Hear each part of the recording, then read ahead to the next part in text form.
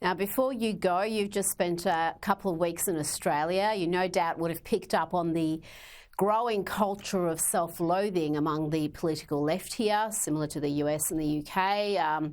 We've got folks here who very much subscribe to a black armband view of our history. They think Australia Day is not worth celebrating and they call it Invasion Day. And this week we selected one of these people, Sam Mostyn, as the Australian head of state. Yes, our new Governor-General has posted about 80,000 years of Australian history with the vapid hashtags Invasion Day and always was, always will be.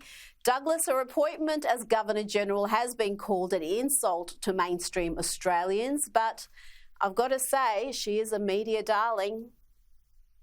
It's extraordinary, Rita. I picked up on this in recent weeks in Australia. This way in which the general public are being told to feel guilt for things they did not do, to have culpability for things they're not guilty of. Nobody's been guilty of.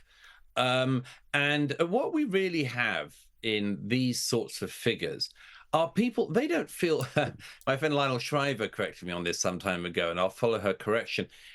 It's interesting that people like this new Governor-General, they actually don't feel bad about themselves. They love themselves. They absolutely adore the position they get to by telling everyone else in Australia that they must feel badly about themselves. But she gets to positions of prominence by trying to tell everyone else to feel bad and feel guilty and much more. It's just a bully's tactic. She happens to have worked out the way up in this era. But I think, you know, I was very struck in Australia by the demoralization that I saw and I heard about from a lot of good, regular people about precisely things like this. And people need to realize you did nothing wrong. You've done nothing wrong. Nobody alive did anything wrong. And if somebody comes along and tells you to feel guilt about something you didn't do, go and tell them where to go.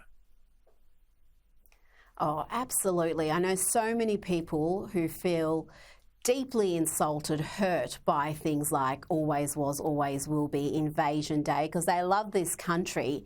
And this sort of rhetoric has become normalised. In fact, it's been treated as the virtuous way to feel about the country. And it really, there's so many people who are self-censoring and not saying that this makes them feel uncomfortable and this is not how they see their own country. Douglas Murray, always a pleasure. Thank you for your time tonight. Great pleasure. Thank you.